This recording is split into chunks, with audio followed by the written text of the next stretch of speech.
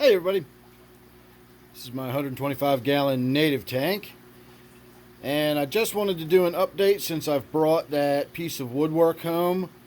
If you follow along with my videos, you'll know what I'm talking about. If not, I'll attach a card. I just found a piece of wood out at Pretty Boy Reservoir recently that I think is going to look fantastic in this tank. But before we have a look at it, I also wanted to point out that since I took the top off and I opened up took the hoods off and I opened up to let the light in from the top, if you will notice, I'm now starting to get purling. And I'll grant you it is coming from the algae and the cyanobacteria, not so much from my actual plants. But if you see all those bubbles on there, I can only assume that's purling. I do have a source of micro bubbles in the tank. I've got my power head down here and I've got an air stone underneath of it, and you can see how it blows all those bubbles out into the water. But I've always had that. So if the bubbles that we're seeing were merely bubbles that were collecting on the surface from being in the water, why didn't I see that before? I'm only now seeing it that I've got the top off and I have all these floodlights shining straight down into the tank. So this increased amount of light is definitely increasing the amount of activity. And there you can actually see the bubbles are underneath the surface. It's the red cyanobacteria you can see growing on the wood that is producing the oxygen, and that actually has to sort of break its way through the surface algae and make its way up. So that is absolutely purling and not just oxygen and bubbles collecting from the surface. So as far as that piece of wood, I need to step back here so we can get most of the tank in position. It's on the tank as opposed to in the tank at the moment. But there it is. It keeps on going, almost up to the ceiling at this point. So I'm not entirely sure how that's going to fit in the tank, but if I can get it in there, I think it's going to look fantastic. I really, really like it. I also think it's going to float like a cork. So that is probably going to cause us some issues. What I might wind up doing is putting it in the tank with this end at the bottom, and then having, these sticking up and out, maybe coming up this way, and then the other one sticking out here, or maybe have one on either side of one of these supports or something.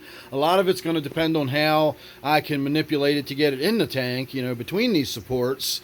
And then visually what it looks like once it gets in there, how it's going to stand, and so on and so forth is going to depend, largely on what I feel like when it gets in the tank. So that's pretty much it. If we walk around here on the back, we can kind of see, I know it's a little bit dark, but you can kind of see that this definitely has loads and loads of texture. It's got little bits of wood sticking off here and there. And it is completely hollow.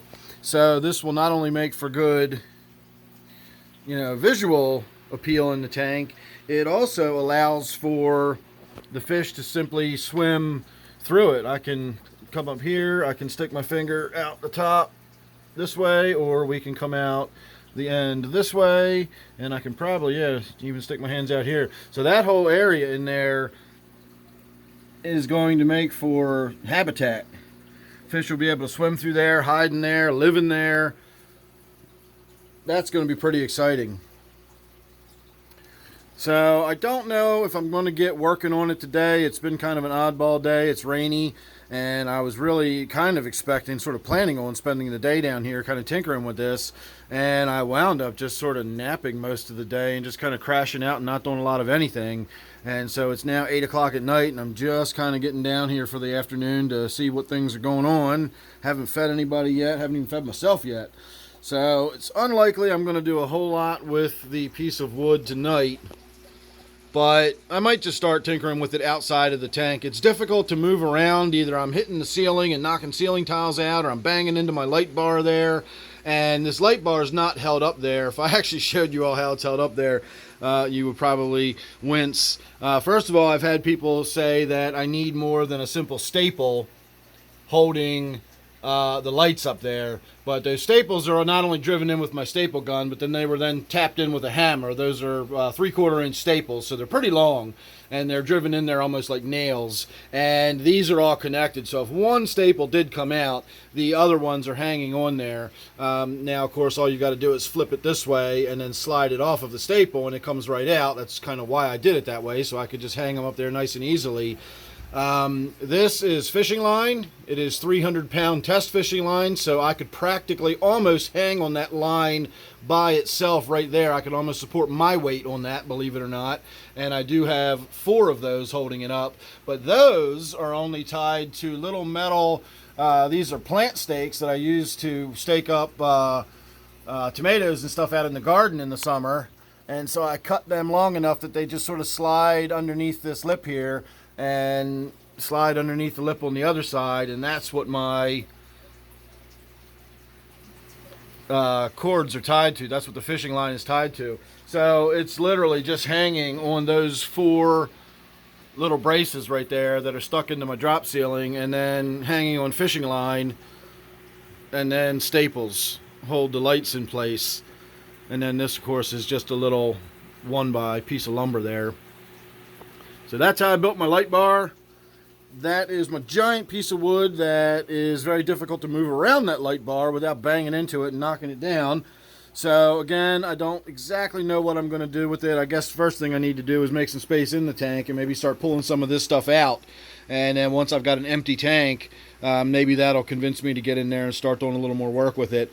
I hadn't really thought about the plants until just now. Don't know whether they've rooted in or they're growing attached to anything. It's not that big a deal if they are. Just gently pull the roots off. As long as you don't do too much damage, it won't hurt the plant at all. It'll recover nicely. But then, of course, I'm going to have to sort of restructure the plants and get it replanted once I get in there and do this. And don't forget, of course, I do sell my plants. If you're interested, check out my email down below. I've got Java Fern and Water Sprite and Nubius and Temple Plant and all kind of stuff in my grow out tank. So if you're interested in some aquatic plants, check down below, look at my email, hit me up, we'll talk. So, all right, everybody, I'm going to try to get on with it. I just wanted to give you a little update. I already posted a video over on my Patreon page yesterday, so my patrons over there have already had a preview of this. But I wanted everybody here on YouTube to get a look at it before it actually starts going in the tank. I don't know if I'm actually going to shoot a video of me putting it in there and working on it. I usually just kind of get in the zone when I'm in my sort of creative process, and I don't really want to worry about having to bother with shooting video and that sort of thing. And, you know, so I don't know. We'll see.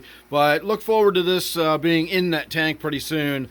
This is not exactly what I wanted when I originally started saying I wanted a big piece of wood for this tank, but now that I've got it and it's here, I really like it. It's not, you know, again, it's just, I'm sort of rethinking what I wanted to do with the tank originally as far as how I was going to set it up and design it. I wanted more of a tree stump rather than driftwood, but again, this is just such a dynamic piece of wood. It is so attractive that I definitely just want to get that in the tank and see what it looks like. And, you know, again, I keep thinking about this as though I'm just going to put it in the tank and it's just going to sit on the bottom of the tank, you know, the way I've got it sitting right there. It's probably going to sit about right here, and then it's going to be, you know, I'm going to have to wedge it under here because it's going to be trying to float up against the top. So I don't know if I might have to, you know, put some big pieces of wood here, rock, you know, across there, and maybe wedge a big piece of rock, you know, up through this groove right here, and then, you know, that might help hold it down.